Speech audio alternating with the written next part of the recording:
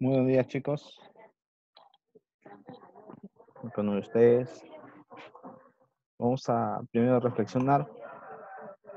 Consideramos que los problemas políticos y sociales influyen en la literatura. La segunda pregunta es, ¿crees que la literatura, al igual que las ciencias, han evolucionado en estas últimas décadas? ¿Y de qué manera?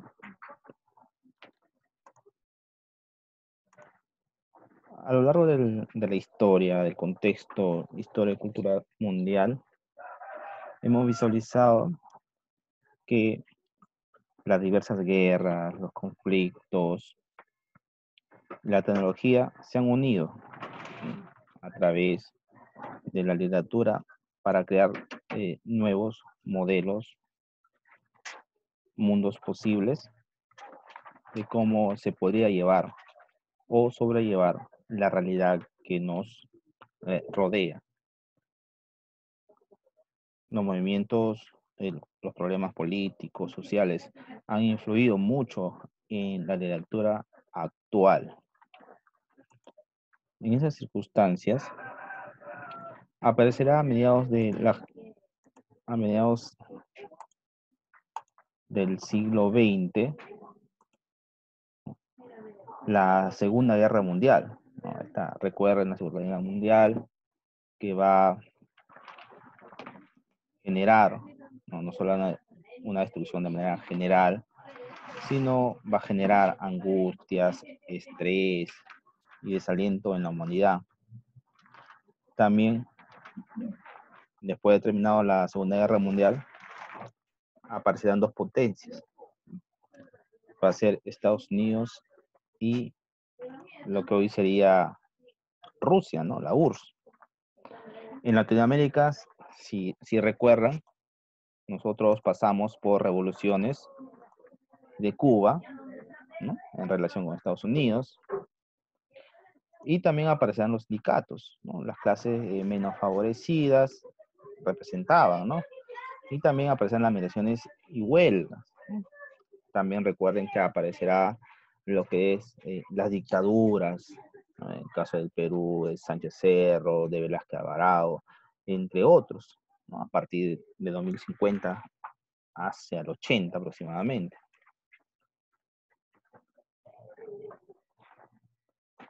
Bajo esa modalidad que se da, ¿no? De manera general, aparecen dos tendencias literarias, ¿no? El neosurrealismo, en donde el poema, ¿ya? Se dirige hacia lo abstracto, ¿no? Va a emplear un lenguaje nuevo, un lenguaje oscuro. Está con respecto a la novela, la realista conversional, donde el lenguaje va a ser coloquial, matices de humor, la realidad se va a presentar tal y como nos rodea. Está la ruptura de la sintaxis con respecto a la poesía, que va a desligar todo el orden, ¿no? El ritmo, la musicalidad que puede tener un poema, pero no deja de lado la crítica social, que es el tema principal de la poesía, no solamente de la poesía, sino también de la novela.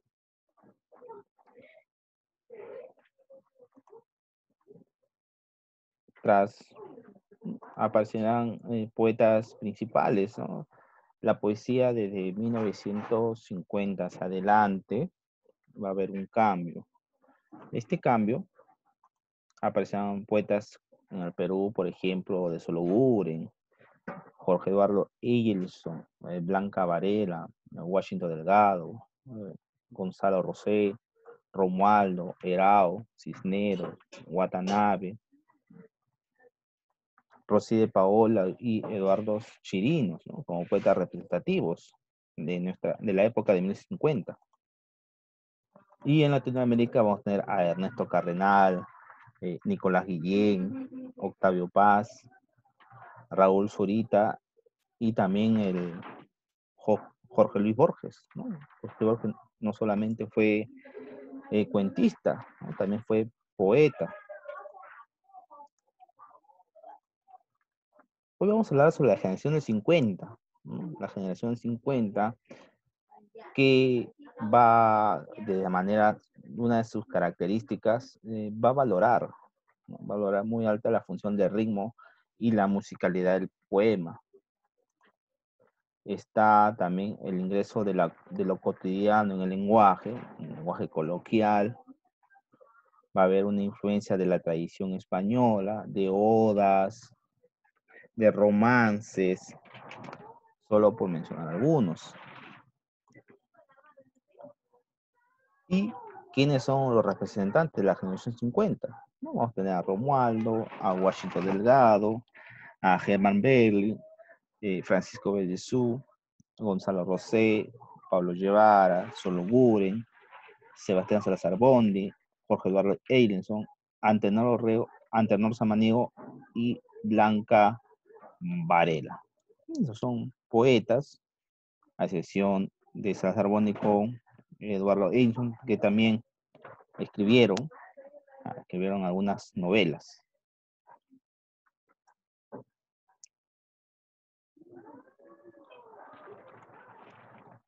¿Cuáles son las características de la generación 50? La primera característica va a ser una poesía más reflexiva y social. Va a haber una preocupación por todas las facetas del ser humano, el odio, el amor, la amistad, mencionando solo algunos temas. También va a haber una división entre la poesía social y pura, ¿no? Va a haber dos tipos de poetas, ¿no? Los poetas considerados social, que hablan sobre los temas sociales, de libertad, de paz, y por otro lado está la poesía pura, que son aquellos poetas que se encargan de manera subjetiva de la estructura del poema.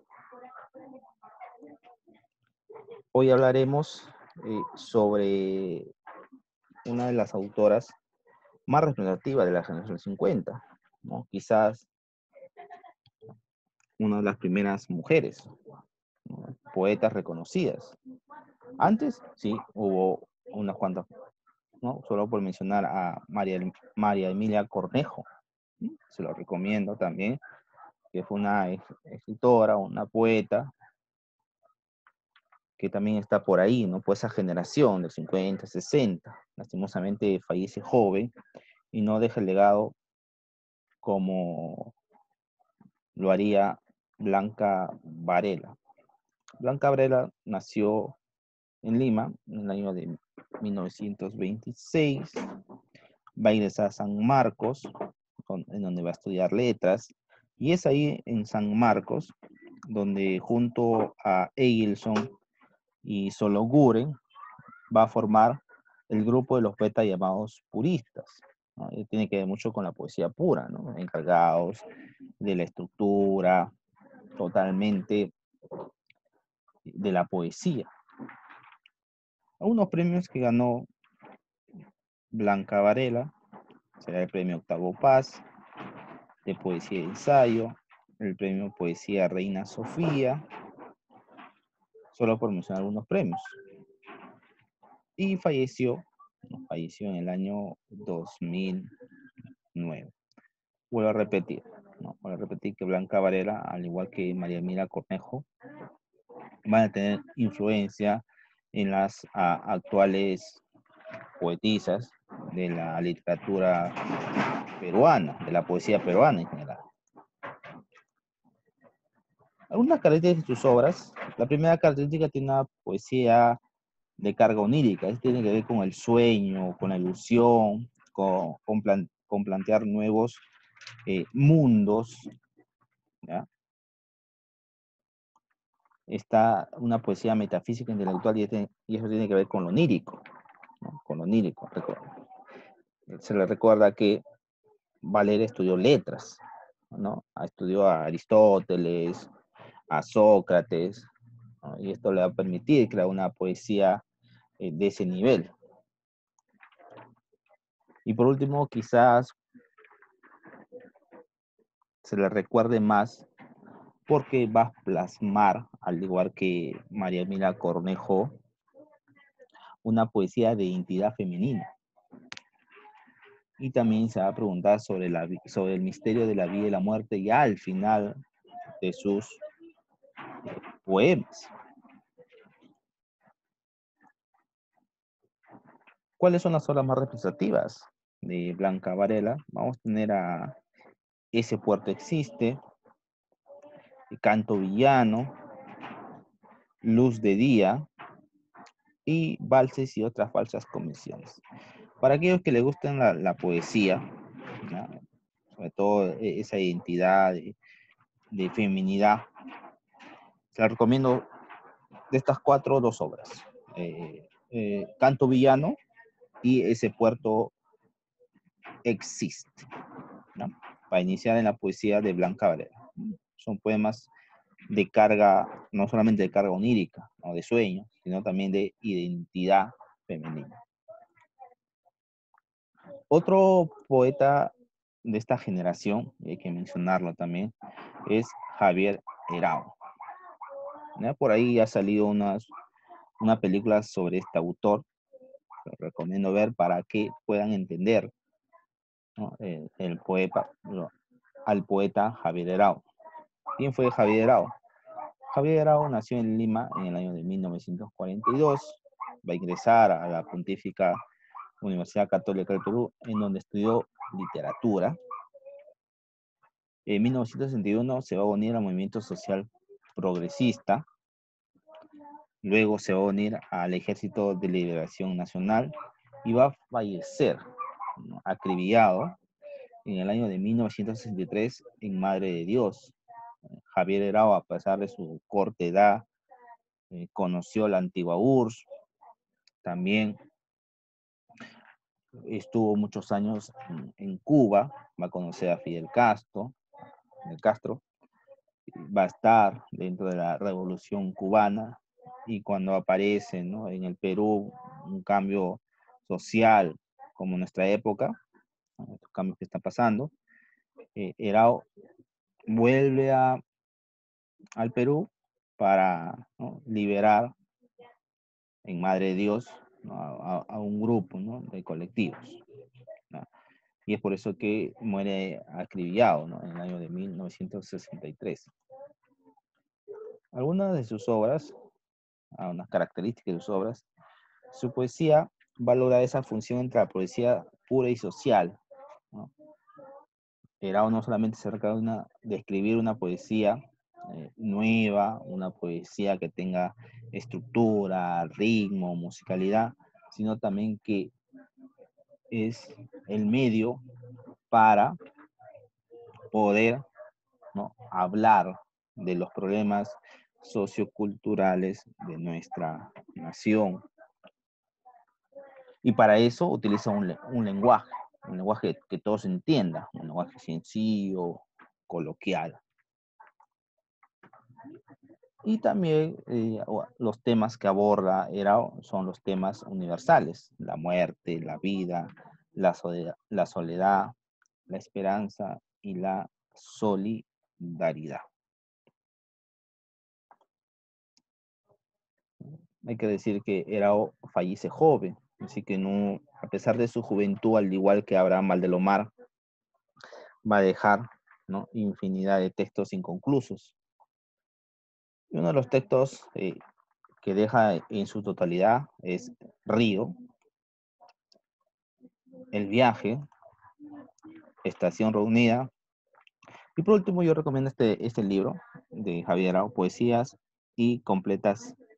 completa y cartas, ¿no? Espero que puedan conseguir ese libro para que puedan leer a Javier Herao. Es uno, después de Vallejo,